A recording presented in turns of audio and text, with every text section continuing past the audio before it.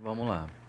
Hoje nossa aula é sobre desigualdades socioeconômicas, vários mundos no mundo.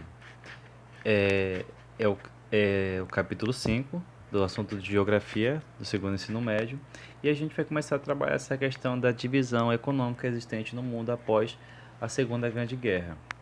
Um planeta de três mundos.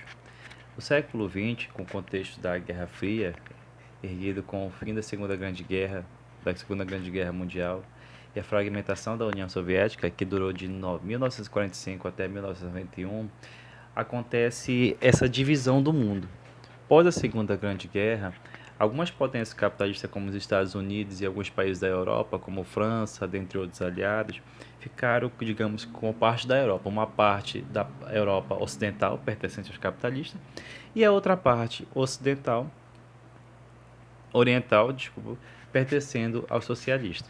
O primeiro mundo, capitalista desenvolvido, com aquela ideia totalmente de comércio, de produção em massa, de venda, circulação e consumo de mercadorias, para uma grande arrecadação e lucro, um enriquecimento da população, segundo seu ditado de discurso, vinha com a ideia de que isso traria muito mais desenvolvimento para alguns países, como realmente aconteceu em alguns.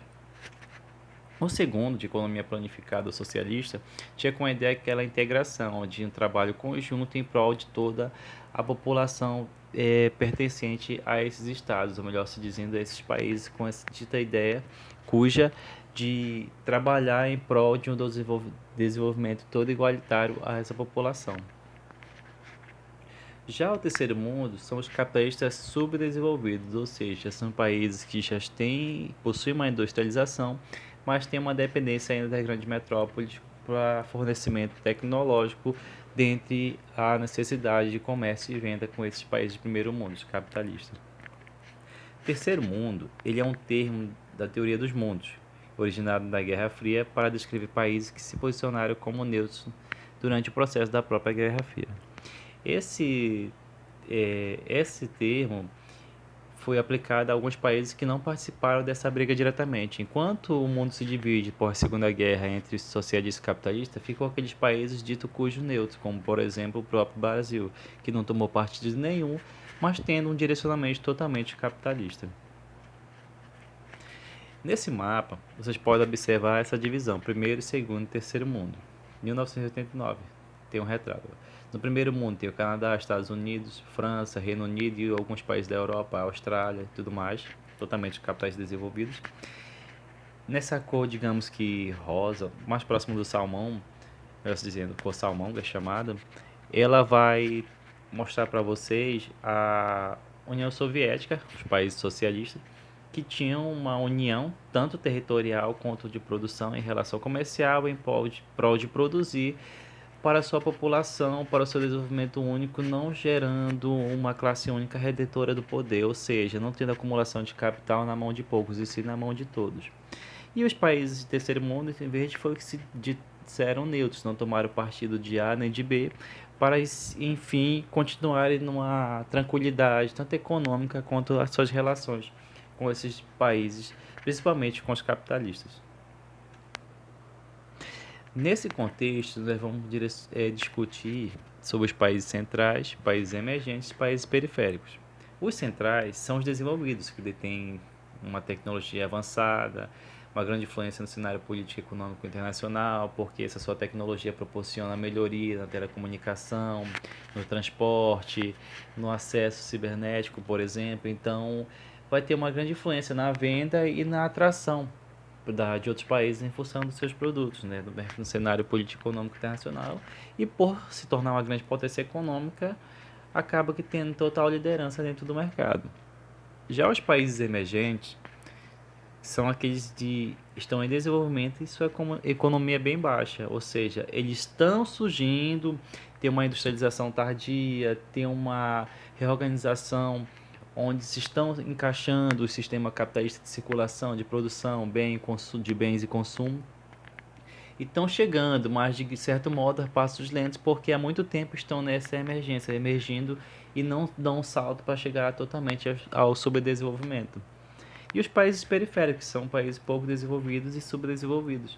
e com pouca influência internacional. Ou seja, esses países, eles, apesar de ter industrialização, como eu disse antes, eles ainda têm essa relação de depender muito das grandes metrópoles, ou seja, é como se o império permanecesse ativo, as grandes potências que desde a colonização mantêm o poder, o domínio econômico, continuasse ainda nessa situação, e os países periféricos é como se fosse o quintal desses países subdesenvolvidos, enquanto aqui nos desenvolvidos nós produzimos alta tecnologia, onde nós moramos no conforto, os subdesenvolvidos são o nosso quintal, onde gera o setor primário, secundário, terciário, de base totalmente lenta econômica.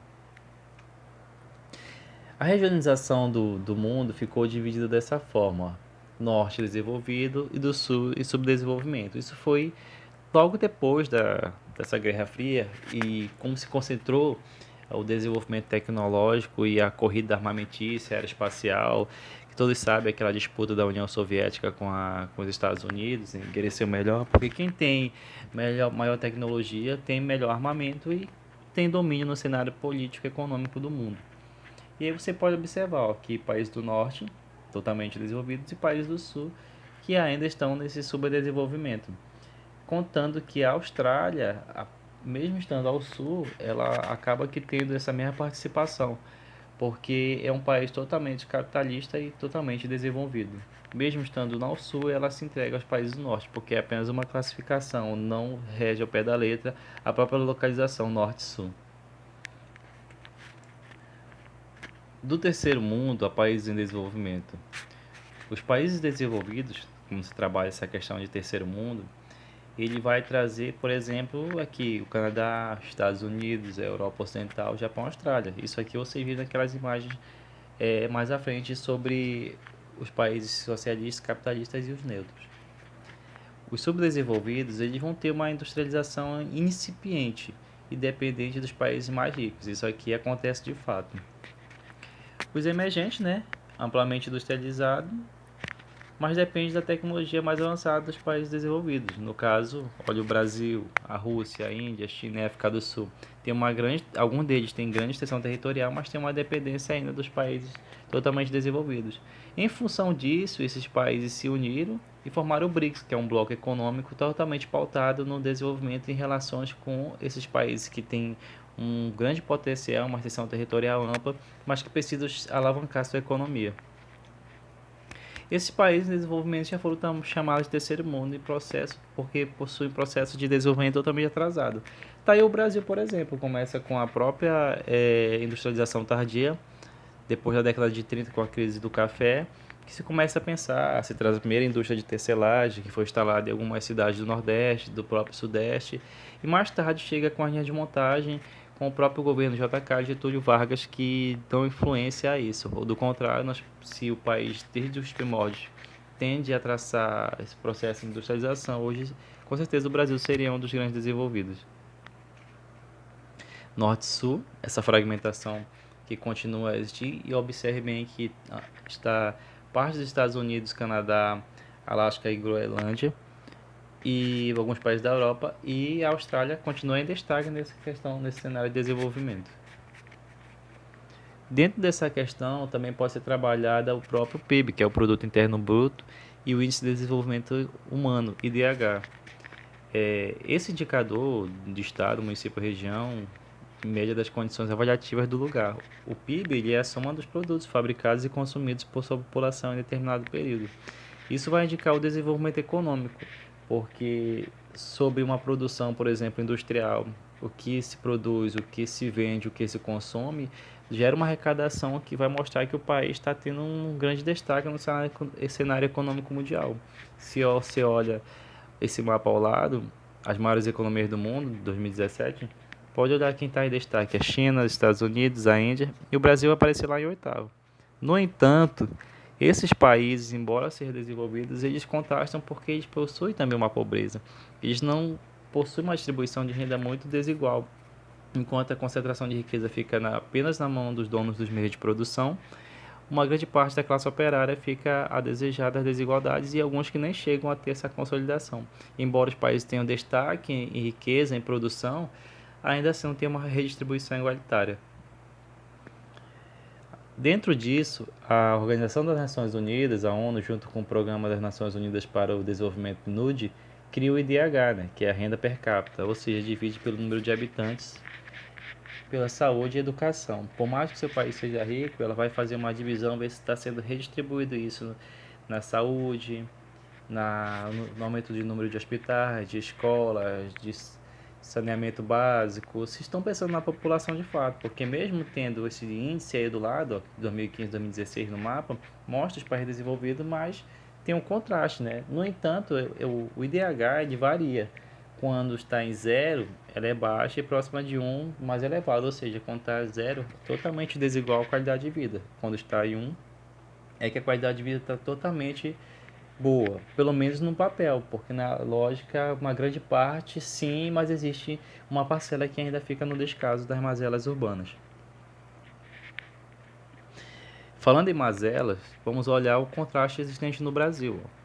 Nós somos a nona maior PIB do mundo, liderança econômica do Mercosul. Aqui na América do Sul nós somos a liderança econômica graças à junção, à formação do Bloco Econômico em 1990. Mas o Brasil ele apresenta os piores coeficientes de Gini. O coeficiente de Gini ele vem a trabalhar isso, que é justamente ele vai medir a concentração de riqueza e sua redistribuição com a população. O Brasil tem uma concentração enorme de riqueza, mas ela fica nas mãos dos donos, dos proprietários dos meios de produção. E a população em massa que vazou do campo, justamente pela questão do avanço tecnológico, da agropecuária, ter as técnicas ter avançado e ter adentrado no campo, então e aquela indústria se fortificar na cidade, as pessoas cada vez mais estão sendo descartáveis e a mão de obra vai se voltando para a cidade, até porque as pessoas veem a cidade como um lugar de melhor condição de vida, então vão morar e acabam ocupando qualquer lugar nas situações mais precisas, porque você chegando na cidade não é sinônimo de ter um abrigo, de ter emprego e poder viver bem. Isso reflete muito bem a criminalidade, a pobreza e a falta de saneamento básico, como vocês podem olhar nessa imagem. Falta de habitação, enquanto de um lado existe uma classe dominante que ostenta disso, que trabalha, com certeza trabalha, que paga por isso, arrecada, dá o seu esforço, mas esse é o problema, que enquanto uns dormem no conforto, outros ficam desolados nesses problemas socioespaciais. E esse é um contraste. E qual a importância de se lucrar se tem um aumento de riqueza enquanto uma grande parcela da população fica a desejar isso? Por que diferenças de salário? Por que alguns podem, outros não? Por que a pobreza tem que existir? São coisas que se tornam um problema dentro desses países que, mesmo tendo esse destaque no cenário econômico mundial, ainda assim gera um problema. Por exemplo, o Brasil produz bastante alimentos, mas no Brasil as pessoas passam fome, para você ver como é que é a situação. Se antes a preocupação era que não teria comida para a população, hoje as pessoas morrem de fome porque só pode comer quem pode pagar por ele. E esse é um grande problema das mazelas urbanas. No Brasil, se tem um destaque com, com o que aconteceu, a população que era pobre extremamente reduziu de 25,5% para 3,5% entre 90 e 2012, ou seja, nos últimos 12 anos teve uma grande melhoria na qualidade de vida da população, graças aos projetos que foram criados pelos governos passados, como o próprio Fome Zero e Bolsa Família, que serve de referência para outras regiões do mundo. Esses programas, eu falo por pesquisa feita, eles vieram solucionar porque tem pessoas que, por exemplo, não conseguem ter uma outra forma de vida se não depender do Bolsa Família, não tem uma forma de emprego, não tem como começar. A questão dos méritos não chega a todo mundo, ela não é válida isso. E o Fome Zero praticamente, para você ver a diferença, de 25,5% para 3,5%. Houve mesmo projetos que pensaram na população carente. E foram programas que nos últimos 12 anos deram vez e voz ao povo. O povo teve vez e voz no espaço comercial. Esses projetos vieram canalizados para o norte e nordeste do país, sendo esses o menor índice de desenvolvimento humano. Então, foram pensados.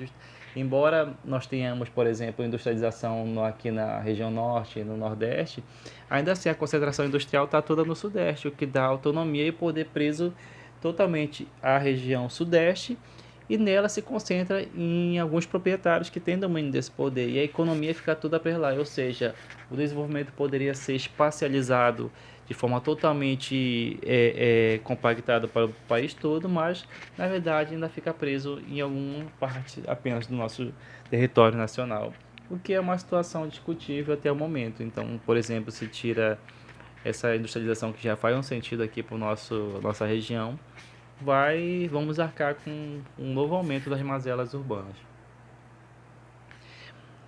Terminando o assunto, tem essa atividade para vocês, ó, do livro Sage. A página 13, 14 e 15, vocês vão fazer no dia 8, e 16 e 17, vocês vão fazer no dia 9. Qualquer dúvida, manda mensagem no Clipe Escola, e a partir daí nós vamos conversando e organizando nossas atividades.